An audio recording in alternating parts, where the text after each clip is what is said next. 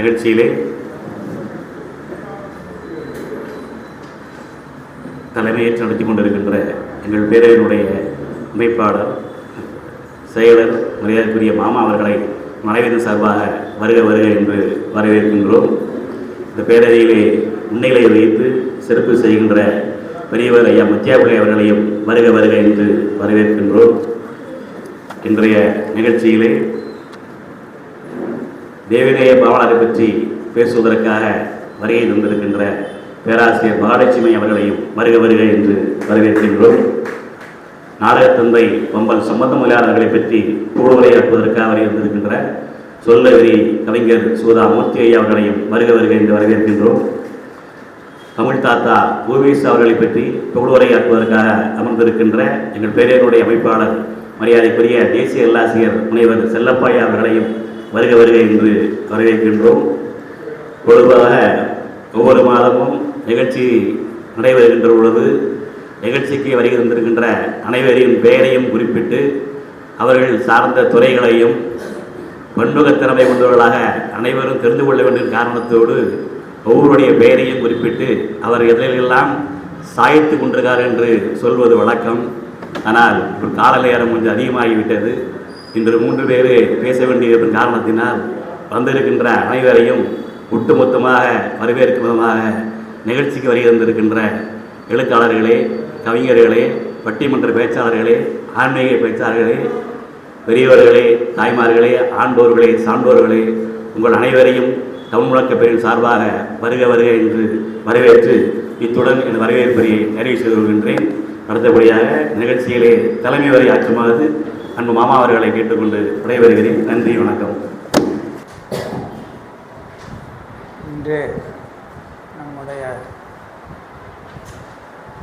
தமிழ் முழக்க பேரவையின் 177வது நிகழ்ச்சியாக பழம்பெருமை வாய்ந்த நம்முடைய சைவ சபையில் வைத்து சீரும் சிறப்புமாக நடந்து கொண்டிருக்கின்றது.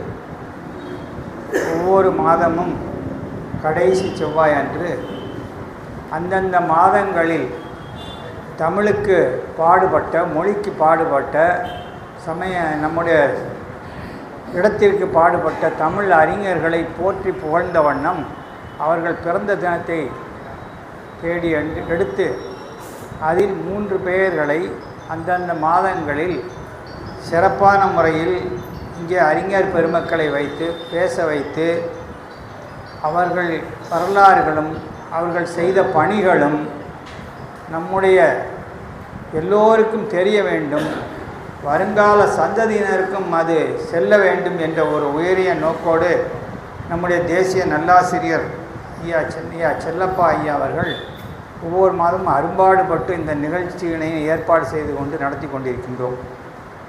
அவர்களை பொறுத்தவரை மொழிப்பற்றில் மிகவும் அக்கறை உள்ளவர்கள்.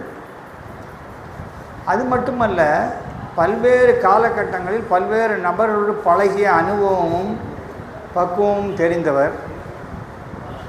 இன்று எடுக்கப்பட்ட தலைப்புகள் 3 பேர். தமிழ் தாத்தா டாக்டர் உவே சாமிநாத ஐயர் அவர்களுடைய 171வது பிறந்த நாள்.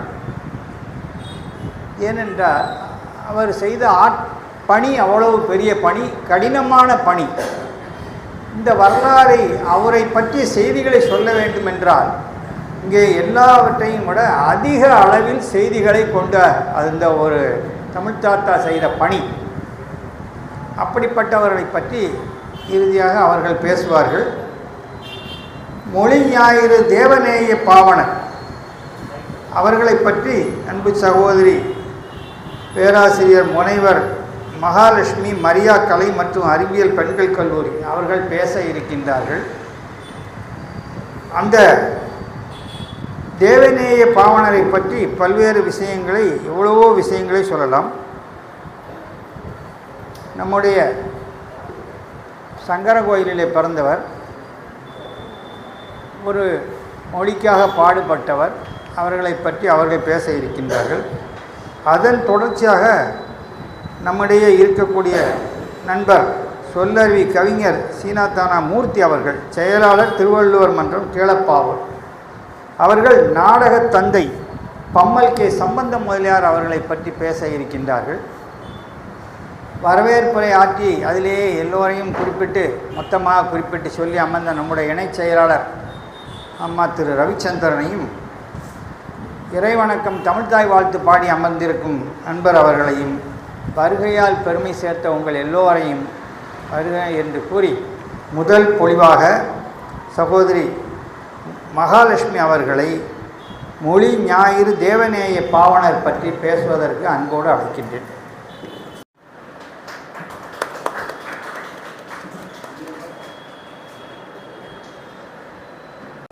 அனைவருக்கும் எனது இனிய மாலை வணக்கம்.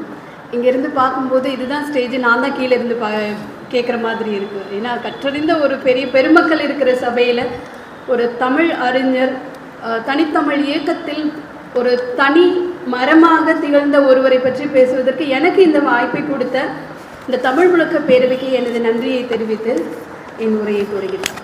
பேசு பாப்பா, தமிழிலே பேசு பாப்பா என்ற தன் வாழ்நாள் முழுவதும் தனித்தமிழ் இயக்கமாக திகழ்ந்த மொழி ஞாயிறு என்ற அடைமொழியுடன் அழைக்கக்கூடிய தேவநேய பாவாணர். நமக்கு எல்லாம் இந்த பேர் புதுதாக இருக்குமா அப்படின்னு கேட்டால் கிடையாது. உங்களை பெரும்பாலார் இவரை பற்றி என்னை விட அதிகமாக தெரிஞ்சிருக்கலாம். ஆனால் என்னால் முடிஞ்ச சில குறிப்புகளை நான் இங்கே பதிவு பண்ணுன்ற ஒரு முன்னெடுப்போடு இந்த இடத்துல நான் பேசணும்னு நினைக்கிறேன்.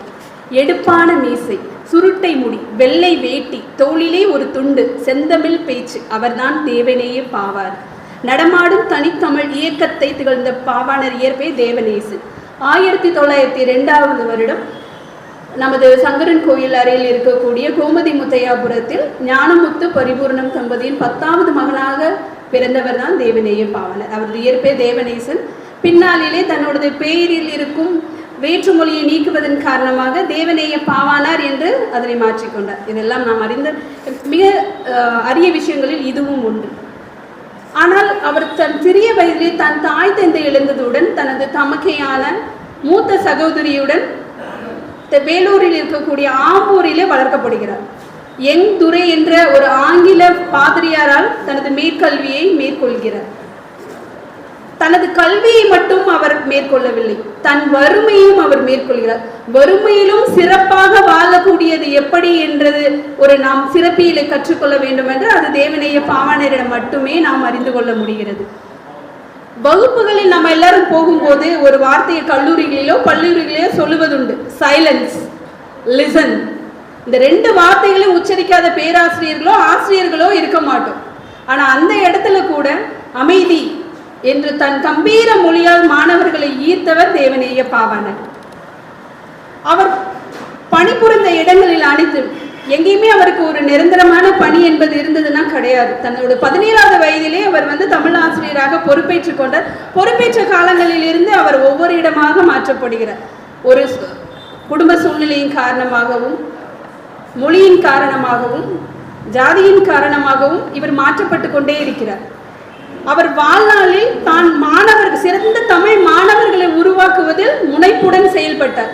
அப்படி என்ன அவர் பெருசா வாழ்க்கையில பண்ணியிருக்காரு அப்படின்னு கேட்டீங்கன்னா, தமிழ் தான் மொழிகளுக்கு எல்லாம் தாய், உலகத்தில் தோன்றிய மொழிகளுக்கு எல்லாம் தமிழ் தான் தாய். நாம் என்ன சொல்லிட்டு இருக்கோம், திராவிட மொழிகளுக்கு தாய் தமிழா என்று பேசிட்டு இருக்கோம். ஆனா அவரோட ஆராய்ச்சி உலகத்துல கிரேக்கம், லத்தீன் என்ற பழமையான மொழிகளுக்குமே தமிழ்தான் தாய் என்று தன்னுடைய ஆய்வு கட்டுரைகளை அவர் சமர்ப்பித்துக் கொண்டிருக்கிறார். முக்கியமாக அவர் சமர்ப்பித்த ஒரு கட்டுரை என்ன என்றால், நாம் குமரி கண்டத்தில் நடத்திய ஆய்வுகளை அவர் சமர்ப்பிக்கிறார். அந்த ஆய்வு அங்கு அவருக்கு கை கொடுக்கவில்லை, சரியான தரவு இல்லை என்று வெளியேற்றப்படுகிறார். அந்த காலகட்டத்திலும் கூட அவருக்கு வறுமையை அவர் ஒருபோதும் கையில் எடுத்ததில்லை, தமிழை மட்டுமே கையில் எடுத்து வாழ்ந்து கொண்டிருக்கிறார். அந்த காலகட்டத்தில் இருந்த மணிப்பிரவாள நடை, இது நாம் தமிழறிஞர்களாக நாம் அனைவருமே அறியக்கூடிய ஒரு உரை நடை.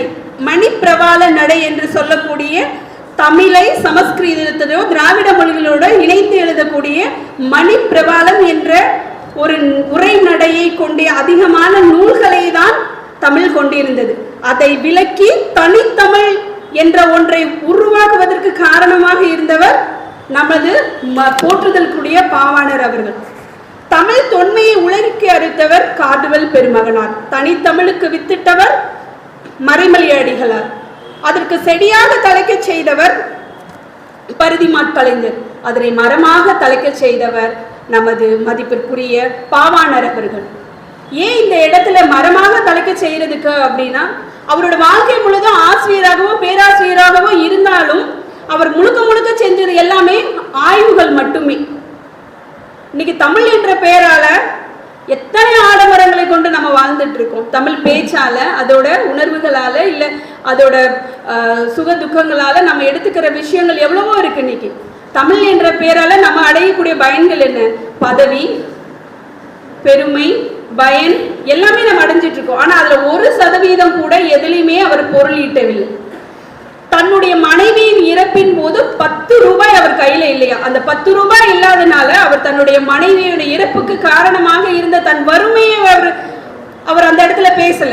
ஆனா இந்த தனித்தமிழுக்கு என்னை இயக்குவதற்கு எனக்கு ஒரு ஆற்றலை கொடுத்தா இறைவான்னு தான் அந்த இடத்துல நம்ம கிட்ட பேசிட்டு இருக்காரு. சோ அந்த மாதிரி ஒரு வறுமையை கொண்ட காலகட்டத்தில் கூட தமிழுக்காக தன் சொற்பிறப்பியல் கடலில் நீந்து கொண்டிருந்தவர். நாம இந்த காலகட்டத்தில் ஒரு முக்கியமான விஷயத்தை இன்னைக்கு பேசிட்டு இருக்கோம். தமிழா திராவிடமா? இன்னைக்கு நம்ம ஏன் இந்த இடத்துல நான் பாவனார் பத்தி பேசுற இடத்துல நான் இதை பேசுறேன்னு, இன்னைக்கு கஸ்தூரி ரங்கன் கமிட்டி மும்மொழி கொள்கையை திணிக்கிறாங்க அப்படின்னு சொல்லி இன்னைக்கு திருநெல்வேலி முழுக்க போராட்டம் நடந்துட்டு இருந்து, அது எல்லாமே நம்ம தெரிஞ்சதுதான். இந்த போராட்டம் இன்னைக்கு நடக்கல, 1930 காலகட்டங்களே நடக்க ஆரம்பிச்சது. இது இன்னைக்கு போராட்டம் இங்க கிடையாது. தனித்தமிழ் இயக்கம் அப்படிங்கிறது நம்ம இன்னைக்கு கையில எடுக்கல. ஏன் நம்ம சமஸ்கிருதத்தை இப்படி வலுவா எதுக்குறோம் அப்படிங்கிற காரணமும் இருக்கு. அப்போது பாவனர் குறிப்பிடுவார், நம்மளுடைய தமிழ் வழி வழிபாடான தேவாரம், திருவாசகம் அத்தனையும் பின்னுக்கு தள்ளியது எது? இந்த சமஸ்கிருதம். அந்த ஒற்றை பிரச்சனைக்காக தமிழை முன்னெடுத்தார். நம்ம இன்னைக்கு எல்லா கல்லூரிகளிலுமே இந்த போராட்டம் நடந்துட்டு இருந்தது, இந்தி எதிர்ப்பு போராட்டம். நம்ம ஏன் இந்தி எதிர்ப்பு போராட்டத்துல இவ்வளவு ஒரு வலுவா இருக்கும்? எதற்காக நம்ம இந்திய எதிர்ப்பு போராட்டத்துல இவ்வளவு அதிகமா கையில் எடுக்கும்? ஏன்னா எத்தனையோ தமிழ் அறிஞர்கள் இந்த இந்திய எதிர்ப்புக்காக போராடி உயிரை நீத்த வரலாறு நம் தமிழகத்தில் உண்டு. 1931 முதல் போராட்டம், 1965 இரண்டாவது போராட்டம், 1963 போராட்டம், இப்பொழுது வந்திருந்தால் இது 2025 4வது இந்தி திருப்பி போராட்டமாக இருந்திருக்கும். நல்ல காலம் நம்ம எல்லாம் போராடுற நிலைமையில அதை விட நல்ல ஒரு வலுவான அடித்தளத்தை நம் தமிழ் முன்னோர்கள் வகுத்து கொடுத்துட்டு போனதுனால நாம எல்லாம் இன்னைக்கு எங்க இருக்கோம்? தமிழ் முழக்க பேரவையிலிருந்து பேசிட்டு இருந்திருக்கோம். இல்லைன்னா நம்மளும் எல்லாரும் போராடி ஜெயிலுக்கு போயிருக்கணும் இல்லையா? அன்னைக்கு போராடினவங்க ஒண்ணு உயிர் நீத்தாங்க, இல்ல ஜெயிலுக்கு போனாங்க. அப்படி தன்னோட வாழ்நாள் முழுதும் தமிழுக்காக உழைத்த பாவாணர் அவர்கள் அவருக்கும் அவர் மேலேயும் என்ன பண்றாங்க? குற்றப்பத்திரிகை தாக்கல் பண்ணப்படுகிறது. என்னன்னு? இறங்கி தெருவில் இறங்கி போராடினாருங்கிறதுக்காக அல்ல, தன்னோட அறிவை தமிழுக்கு கொடுத்ததற்காக, தமிழோட அறிவை இந்த போராட்டத்திற்காக கொடுத்ததற்காக, தான் கற்ற கல்வியை தமிழ் மாணாக்கருக்கு ஊட்டியதோடு மட்டும் அல்லாமல் பெரும் ஒரு கொடையாக மாற்றிக்கொண்டிருந்தார். அது எந்த மாதிரி ஒரு கொடை அப்படின்னா, இந்த தனித்தமிழ் இயக்கத்தை நமக்கு முழுமையா வெளியில எடுத்துக்கொண்டு போக முடியுமா அப்படின்னு கேட்டா அதற்கான வாய்ப்பும் சாத்தியக்கூறும் ரொம்ப கம்மி. இன்னைக்கு இருக்கிற நிலைமையில நம்ம தமிழை மட்டும் தனியா எடுத்து கல்வியில கொண்டு போக முடியுமான்னு கேட்டா கிடையாது. ஏன் கிடையாது? தமிழ் வழியில் புத்தகங்கள் இல்லை. நம் பள்ளியிலும் கல்லூரியிலும் முழுக்க தமிழில் மட்டுமே படிக்கக்கூடிய வாய்ப்புகள் இல்லை. ஆனால் அன்று தந்தை பெரியார் அவர்களிடம் பாவாணர் அவர்கள் ஒரு கோரிக்கை மனு வைக்கிறார். என்ன மாதிரினா, தனி தமிழ் கொண்டு ஒரு பல்கலைக்கழகம் இயங்க வேண்டும், ஒரு கல்லூரி இயங்க வேண்டும் என்று ஒரு கோரிக்கை. அன்று அது நடந்திருந்தால் இந்த போராட்டம் நமக்கு தேவையில்லை. அப்படியான இன்னைக்கு நமக்கு சொல்ல வர்றது என்னது? தமிழா இன்றாவது முழித்துக்கொள், தனித்தமிழில் ஒரு கல்லூரியோ ஒரு பல்கலைக்கழகத்தை உங்களுக்காக ஆரம்பித்துக்கொள் என்பதுதான். நாம் முழுமையாக கற்றலை நம் கரை சேர்ந்து விட முடியுமா மற்ற மொழிகளின் துணை இல்லாமல்?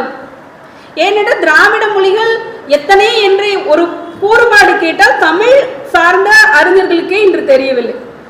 திராவிடம், தென் திராவிடம், வட திராவிடம், நடு திராவிடம். இதில் ஏன் தமிழை முதன்மையாக கொண்டு பிறப்பிடமாக கொண்டு பிறந்தது என்பதற்கு விளக்கம் எத்தனை பேருக்கு சரியாக சொல்ல தெரிகிறது? நானே இந்த பேச்சை ஆரம்பிக்கும் போது மொழி ஞாயிறுன்னு ஒரு அடைமொழி இருக்கு, அது என்ன ஞாயிறு அப்படின்னு கேட்டேன். அது நிறைய பேருக்கு நான் ஃபோன் பண்ணியே கேட்டேன், எனக்கு தெரியல, அதுதான் உண்மை. எனக்கு அந்த மொழி ஞாயிறு, ஏன் ஞாயிறு சொல்லும்? சூரியன் சொல்லலாம், நிலான்னு சொல்லலாம், நட்சத்திரங்கள்னு சொல்லலாம், ஏன் மொழி ஞாயிறு? அப்பதான் எனக்கு தெரிஞ்சது சூரியனே தமிழ் கிடையாது அப்படின்னு. அப்போ நம்ம என்ன தமிழ் பற்றாளர்கள்? நாம் எந்த வகையில் தமிழை நேசித்து கொண்டு இருக்கோம்? தமிழ் ஞாயிறு என்பது எப்படி அகரத்திற்கெல்லாம் அகர முதன்மையாக இருக்கிறதோ அதில் போல உயிர்களுக்கெல்லாம் அந்த ஞாயிறு முதலாக இருக்கிறதோ அதே போல மொழிகளுக்கெல்லாம் முதலாக இருக்கக்கூடிய பாவாணர் அவர்கள் மொழி ஞாயிறு என்ற அடைமொழியால் அழைக்கப்படுகிறார்.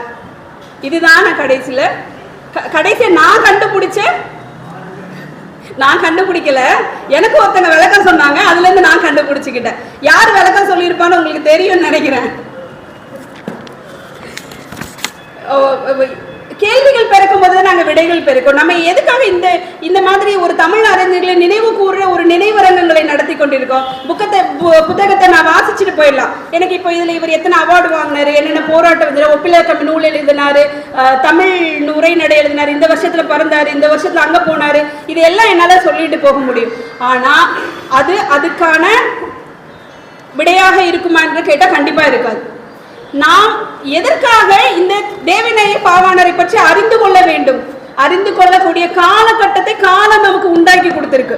இன்னைக்கு நாம இதை சரியா அறிஞ்சுக்கல அப்படின்னா இந்த 2025 மாதிரி 2050 இல்ல 2075 நம்மளுடைய குழந்தைங்க என்ன பண்ணுவாங்க? இதை பத்தி பேசிட்டு இருப்பாங்க. அப்படி ஒரு நிலைமைக்கு போகாம நாம என்ன பண்ணணும்? தனித்தமிழ் இயக்கமாக திகழ்வதற்கு எத்தனை பேர் நாம் தயாராக இருந்து கொண்டிருக்கிறோம்?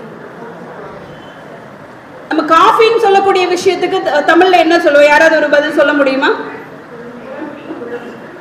தேநீருக்கு தேநீர் தமிழ் கிடையாது. அதுதான் தேநீருக்கு என்ன தமிழ்? நான் அதான் சொல்லிட்டேன். அவரோட வாழ்க்கை குறிப்புல எனக்கு இந்த புத்தகத்தை எல்லாரும் எடுத்து நிறைய பேர் இப்படிதான் வாசிச்சுட்டு போயிடுவாங்க.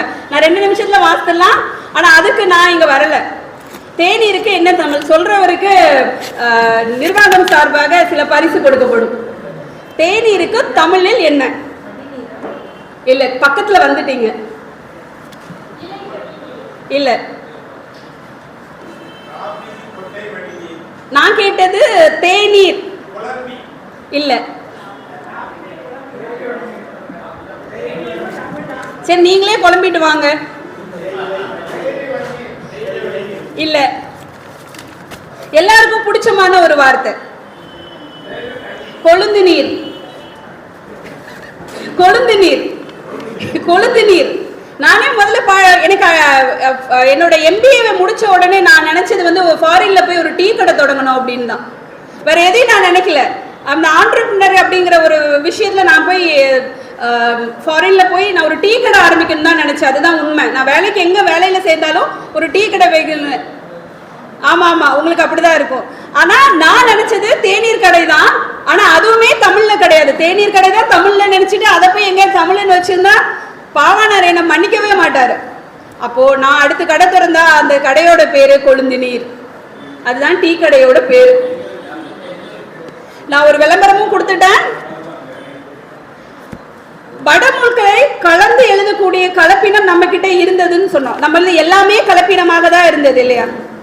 ஏன் இந்த தனித்தமிழ் இயக்கத்திற்கு தமிழர்கள் மிக உறுதுணையாக இருந்தார்கள்? அப்படி பாவாணர் எதுக்கு அதை அதிகமா முன்னெடுத்துட்டு போனாரு அப்படின்னா, இந்த மற்ற மொழிகள் கலப்பினால் தமிழ் மெல்ல சாவும் என்பதை அவர் உணர்ந்திருந்தார்.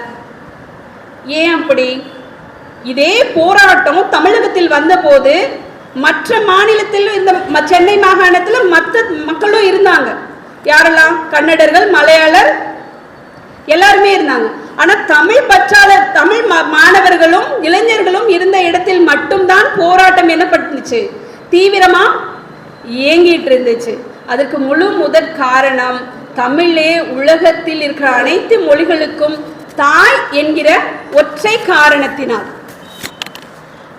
இதை நம்ம அவரோட வேலைகள்ல எல்லாமே பணி தான் அவர் முதல்ல செஞ்சுட்டு இருந்தாரு. ஆனா ஆசிரியருங்கிறதை தாண்டி மொழி ஆராய்ச்சிக்கு அதிகமான ஈடுபாடு கொடுத்துட்டு இருந்தார். ஆனா மொழி ஆராய்ச்சிக்கு அதிகமான ஈடுபாடு கொடுத்துட்டு இருக்கும்போது அண்ணாமலை பல்கலைக்கழகத்துல என்ன பண்றாங்க, அவருக்கு திராவிட மொழி ஆராய்ச்சி துறையில வேலை கிடைக்குது. ஆனா அந்த வேலையை அவரால் தக்க வச்சுக்கிட்டாருன்னு கேட்டா கிடையாது. ஏன் கிடையாது? இந்த தமிழை எங்க போனாலும் சும்மாவே இருக்க மாட்டான்னு சொல்லுவாங்க இல்லையா? ஏன்னா உண்மையை வாயில போட்டுட்டு உட்கார்ந்துருக்க சக்தி யாருக்கு கிடையாது? தமிழுக்கோ தமிழனுக்கோ கிடையாது. அங்க போய் அவர் என்ன பண்றாரு, அந்த திராவிட மொழி ஆராய்ச்சியிலையும் தனித்தமிழ் இயக்கம் ஒன்று தனித்தமிழ் தென் தமிழகம் இயக்கம் ஒன்றை ஆரம்பிக்கணும்னு அந்த இடத்துல தன்னோட கோரிக்கையை வைக்கிறாரு. ஆனா அங்க அந்த ஒரு காரணத்துக்காக அத்துறையிலிருந்து விலக்கப்பட்டு சேலத்தில் அங்குள்ள கல்லூரியில் தனது பணியை தொடங்குகிறார். இன்று மாநில தமிழ் சங்கம் என்று சொல்லக்கூடிய செந்தமிழ் கல்லூரியிலே தமிழ் புலமைக்காக எழுதப்பட்ட பரீட்சையில் நான் ஒரு ஆங்கில சொல் கூட வந்துடக்கூடாதுன்னு ரொம்ப கவனமா பேசிட்டு இருக்கேன். எங்கேயாவது வந்தா மன்னிச்சுக்கோங்க. அந்த ஆங்கில தமிழ் புலவர் பட்டத்தை அவர் வாங்குறாரு. அந்த இடத்துல அந்த பரீட்சை எழுதின இடத்துல அவர் ஒருத்தர் மட்டும்தான் அந்த தமிழ் புலவர் அப்படிங்கிற அந்த ஒரே ஒரு பட்டத்தை வாங்குகிறார். அதிலும் ஒரே ஒருவராக முதல்வராக தேர்ச்சி பெறுகிறார். இன்னைக்கு நம்ம தமிழ் பேசுறோம், தமிழ் வாசிக்கிறோம், இன்னைக்கு தமிழ் சார்ந்து பல பட்டங்கள் வாங்குறோம். ஆனா தமிழ் பேசுறோமா அப்படின்னு கேட்டா அது கிடையாது. வீரசோழியம் அப்படின்னு ஒரு இலக்கண நூலை நம்ம பார்த்திருப்போம் இல்லையா? வீரசோழியம் என்ற நூல் எந்த உரைநடையில இருக்குன்னு சொல்ல முடியுமா? வீரசோழியம் அப்படின்னு ஒரு தமிழ் நூல் தான். அது எந்த இலக்கண நடையில் இருந்ததுன்னு சொல்ல முடியுமா? அந்த மணிப்பிரவாள நடையில தான் இருந்தது. அப்ப தொல்காப்பியம் கூறும் பண்டைய தமிழ் மரபுடன் அந்த இல்லாம சமஸ்கிருத மொழி நடையுடனே அனைத்து நூல்களும் இருந்திருக்கிறது. அப்ப தொல்காப்பியமும் சங்க இலக்கியம் மட்டுமே தனித்தமிழாக திகழ்ந்திருக்கிறது. அப்ப இந்த மாதிரி இருக்கக்கூடிய உரை நடைகளை முழுவதுமாக தமிழுக்கு மாற்றக்கூடிய முன்னெடுப்பை தான் அகர முதலி திட்டத்தின் மூலம் பாவாணர் கையில் எடுக்கிறார்.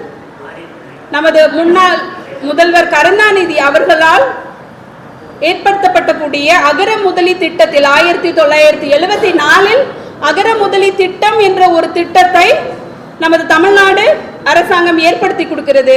அந்த திட்டத்தில் திட்ட இயக்குனராக பணியில் சேர்கிறார். அவர் பணியில சேர்ந்தாலும் அவருக்கு அங்க ஒரு அலுவலகம் கட்டித்தரப்படவில்லை, அவருக்கு உதவியாளர்கள் யாரும் இல்லை. அவர் தனி தமிழகம் போலவே தனி தீவாகவே அந்த இடத்தில் செயல்பட்டு கொண்டிருக்கிறார். இந்த காலகட்டத்தில் தான் 1981 அவர் 5வது உலக மாநாட்டில் மதுரையில் பேசக்கூடிய ஒரு தனது ஆய்வு கட்டுரையை சமர்ப்பித்து பேசிக் கொண்டிருக்கும் பொழுது மாரடைப்பு ஏற்படுகிறது. ஜனவரி 16வது நாள் அந்த மாரடைப்பால் அவர் உயிர் நீக்கிறார். இந்த தமிழகமும் தமிழும் அவருக்கு என்ன பண்ணுச்சு அப்படின்னா, ஒப்பிலக்கணம் என்று சொல்லக்கூடிய ஒரு ஆய்வறிக்கையை அவர் சென்னை பல்கலைக்கழகத்தில் சமர்ப்பிக்கிறார். ஆனால் அங்கு இருக்கும் தமிழறிஞர்கள் அதை ஏற்கவில்லை. ஆனால் தேவநேய பாவாணரின் 100ஆண்டு விழா எங்கு கொண்டாடப்படுகிறது? இதே சென்னை பல்கலைக்கழகத்தில் கொண்டாடப்படுகிறது. அப்போ எங்க ஒரு தனி நபர் நிராகரிக்கப்பட்டாலும் அவருடைய படைப்பின் மூலமாக அவர் 100ஆண்டை கடந்தும் அந்த இடத்தில் வாழ்ந்து கொண்டிருக்கிறார். எங்கு அவர் புத்தகம் நிராகரிக்கப்பட்டதோ அங்கு அவர் வாழ்ந்து கொண்டிருக்கிறார்.